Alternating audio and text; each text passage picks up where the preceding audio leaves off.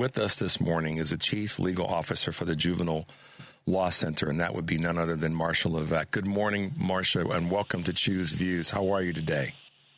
Good morning. I'm great. Thank you for having me. Absolutely. You're probably listening going, oh, my God, what did I get myself into this morning? But, no, it's all good. Well, welcome to the show. And first and foremost, thank you for the work that you've been doing. You're a career of it. I mean, going back to the mid to late 70s with regard to the work that you've done in terms of the Juvenile Law Center. A lot of people don't know about the organization and don't know about the work that you've been doing for decades. So if you could take a moment and just inform our listeners, kind of introduce, I should say, our listeners to you, but also to the Juvenile Law Center and the work that you are doing. Sure. Thank you. I'm a co-founder of Juvenile Law Center. We started the organization in 1975. We were actually the first nonprofit public interest law firm for children in the country. And over the course of the last 50 years, we have really focused our advocacy on behalf of kids in both the justice system and the child welfare system. And I think relevant to our conversation this morning, we have done an extensive amount of advocacy and litigation around extreme sentencing of young people.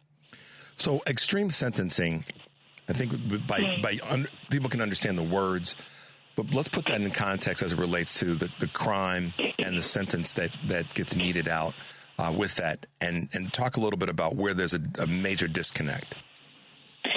Sure. So historically, we treated young people the same as adults.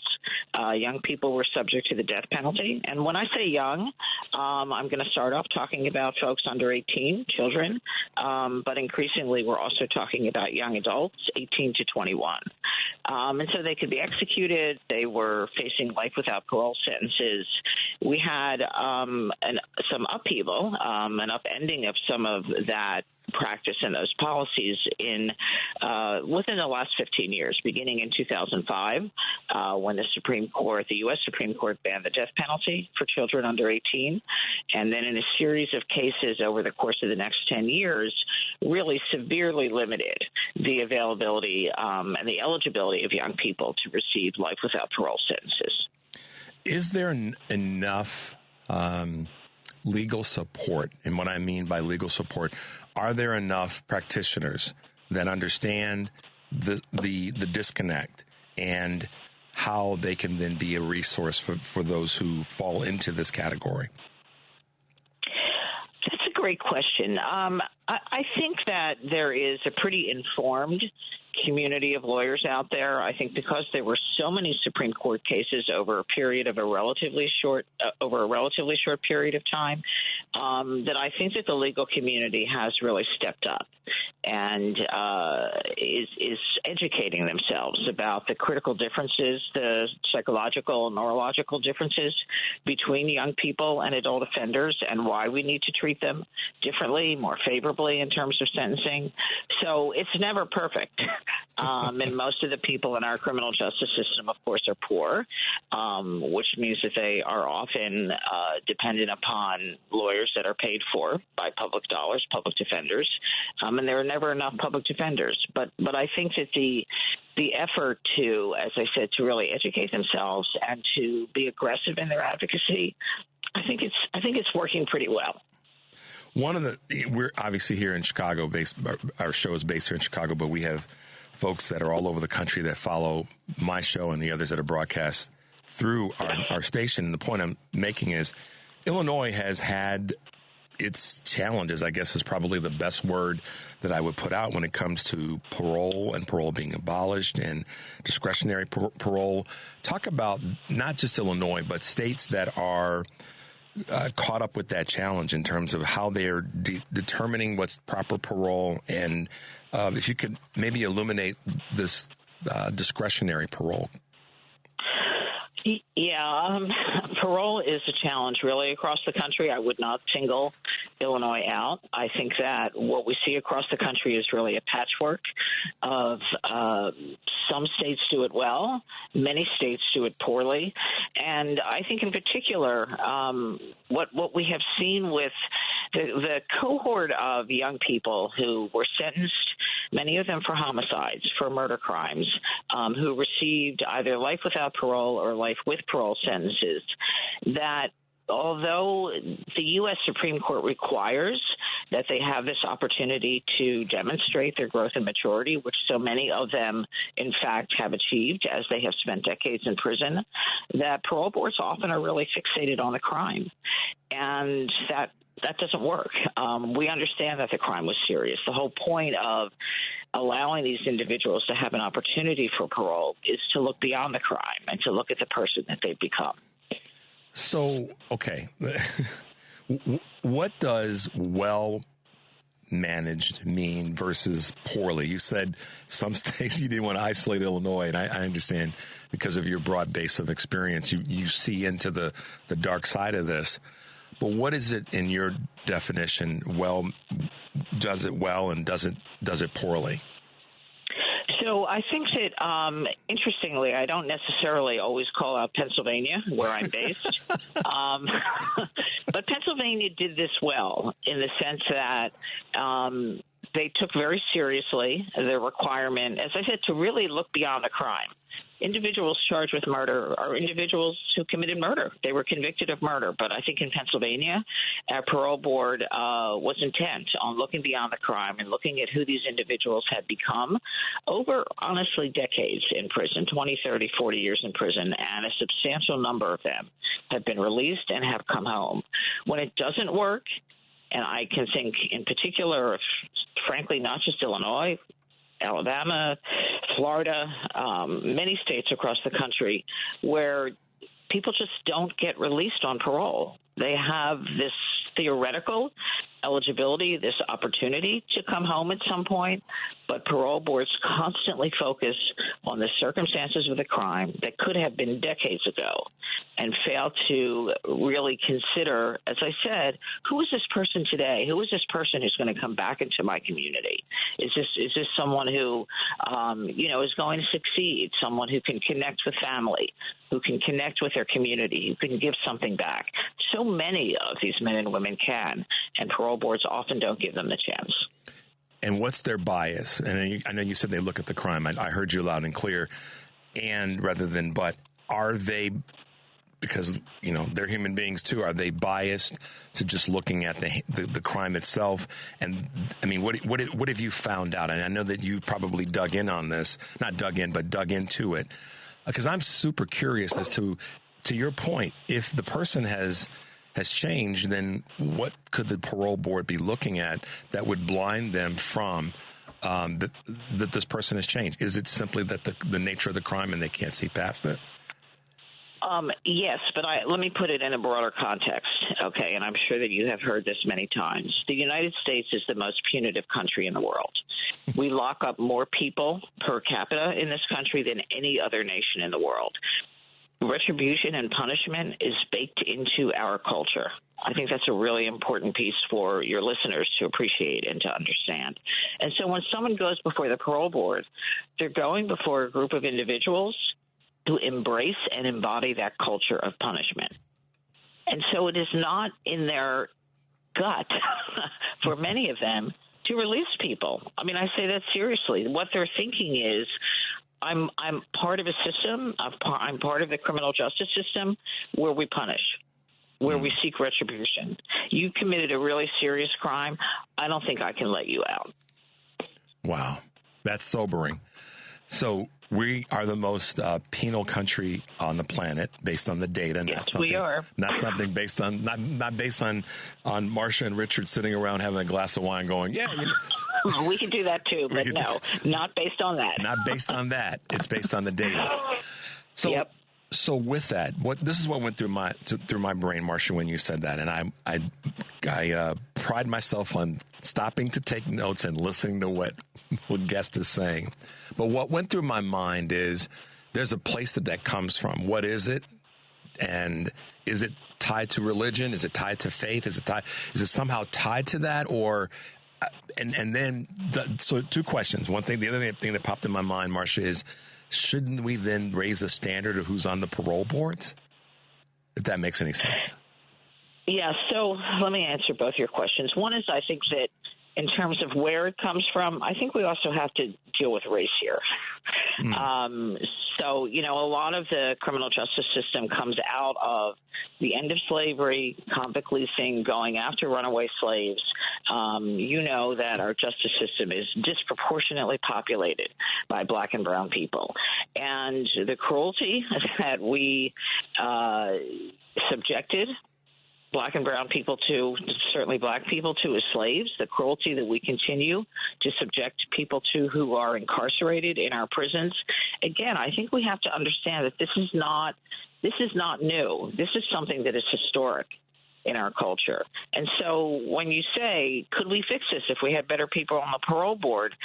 I say maybe yes, maybe no. Again, I think that in Pennsylvania, I think our parole board was admirable. I think that they did a really good job of understanding. They got the memo. They understood what their job was, and they understood their job was to look at people today and not look at who they were 40 years ago or 30 years ago. If we could do that across the country, yes, I think it would make a difference in the opportunity for these individuals to come home. And I appreciate you kind of cutting to the chase on that. Oftentimes, as a black man that speaks to my reality, people think I'm always making things about race, and I'm making things about reality, not anecdotal things and my experience. So that if it ends up being about race, then it's because of those are the details. Just as it would be about gender, if you and I are having a conversation about that, and I would have to shut up and listen because you have that specific experience as a woman. But I appreciate you denoting that it does go back and it does tie itself to enslavement and post-enslavement. And absolutely. Absolutely. And sometimes this is where history not being taught is a detriment to our society because people don't understand. Yes. To go back a few more, go back a few more years than that. So, Marsha, and thank you for answering the question in a data-based way, but also in an optimistic way about maybe we could change it with a better, crop of people on the parole boards. Yep. You've been involved with this phrase, I guess we'll call it Kids for Cash. Talk about that. I know there's some people that are curious about what that was all about, how you were involved and what you were able to do to affect that. Yeah, Kids for Cash was a case scandal that unfolded in Pennsylvania beginning around 2008, 2009. It involved two judges, one juvenile court judge and then an administrative judge in an upstate county in Pennsylvania, Luzerne County. And ultimately they were charged in federal court with receiving close to $3 million from someone who built a private for-profit juvenile detention center and also a former co-owner of that facility. They received these funds. The children who went into those facilities appeared before the juvenile court judge. He placed them in this facility. Again, these were for-profit facilities. Funds were never reported. The financial fraud, tax fraud crimes that they committed were quite obvious. The other piece of the Kids for Cash scandal, though, the Juvenile Law Center was mostly involved in, was that these kids were also appearing in front of this judge without lawyers, which is extraordinary. Somebody just has to watch Law and Order, and we know, oh, wait, don't criminal defendants have a right to counsel? Kids also have a right to counsel when they're charged with criminal conduct, when they're charged with delinquency. And 40 years, literally to the day, after the Supreme Court granted children that constitutional right back in 1967, we discovered in 2007 that more than half the kids were appearing in front of this juvenile court judge without lawyers. And that's catastrophic. Wow. Lawyers aren't perfect. We don't always do everything that we perhaps, wish we could have done. But putting a child in front of a judge who is charged with a crime and facing consequences with no one to represent them and no one to speak for them is catastrophic. And so a high number of these young people were placed into this private for-profit facility, some in other facilities across Pennsylvania. And what we were ultimately able to do, we got involved in this litigation. We brought a series of federal lawsuits, lawsuit in our Pennsylvania Supreme Court, our legislature got involved and our governor and created a task force to study how this could have happened. In 2008, 2009, how could this have happened in Pennsylvania? And we achieved some significant reforms. We were able to really almost completely eliminate the possibility that children could ever appear in court without counsel, made it easier for young people's records to be expunged. For all of the young people involved in the case, and there were about 2,400 of them, we were able to expunge all of their records and reverse all of their convictions. So it was an incredibly important victory for young people, and both judges were, one pled guilty, one was criminally convicted, one is still in prison, received 28 years in federal prison, and the other one actually received commutation from President Biden when he commuted the sentences of the 1,500 individuals in federal prisons who had received COVID clemency. So, wow. Henry and I are just sitting here shaking our heads at the enormity of that case and the work that you have put in along with the colleagues that are part of the Juvenile Law Center. Marsha, yes, many colleagues. Sorry, I didn't mean to cut you off. Here's what I'm going to say as we wrap up. It's a question I want to ask you, and then my standard of how we can help folks get behind you and work that you're doing. What drives you at this point? You've been doing this for more than a couple of years. What still drives you? Because I still hear fire in your voice and energy in your voice, fire in your belly on this topic. But I don't want to speak for you. What drives you at this point? Outrage. Ooh. That's what I always say. Yeah. It's what gets me up. I mean, there is a passion for the work, but it's the outrage. When I tell you that we're the most punitive country in the world, that's outrage. When I tell you that we are cruel to children, that's outrage. And if there's something I can do to make it better, that's what I'm here for. Absolutely. How can folks find you? How can they get behind you, potentially volunteer, or just send you some good vibes? Please check out our website, jlc.org. There's an enormous amount of information and content on our website. You can see the kind of work that we're doing, the places where we work. We are a national organization. We work all over the country. We've been involved in cases in Illinois. Check us out. If you want to support us, we're a nonprofit. We depend upon donations, frankly, to support our work from individuals as well as traditional foundations. So just check us out. Absolutely. Marsha Levick, thank you for being with us this morning. Chief Legal Officer and co-founder of the Juvenile Law Center since 1975. Thanks for being with us. We will have you back in the future because I know you've got so many ongoing things you're working on. But thanks, Marsha. Appreciate you being with us. Oh, thank you so much. All right. Have a great day. Talk to you soon. Too. All right. Bye-bye. Wow. Just when you think you've heard, then you get reminded that you haven't. So, folks, when I say things like stop throwing grenades at ourselves, help folks like Marsha throw grenades at a punitive, overly punitive system and country. Do that kind of work. Don't waste your time coming at ourselves. And I would bet, just like Vice President Harris for the people, that Marsha didn't look at this and go, I'm only going to help those that are on the left or on the right, depending. And I didn't want to ask her where she lands politically. I can probably make some, determinations based on the work and the things that she says. But at the same time, people like Marsha are the folks that you've got to get behind and support. Because at the end of the day, the more that she can do her work and know that the work is going to help the future of our society because we are helping our children, then that's the kind of folks you want to get behind. You don't want to throw stones at our own folks. And I know I lean on that every now and again because it's important to me, and I hope it's important to you. So check out Marsha Levick. She is the co-founder and chief legal officer for the Juvenile Law Center. Go to the website or just Google her name and see what you can do to get involved. This is one of those tools that you can have in your arsenal to help people who are out there and leaning in and taking some of the hits. So just to let you know.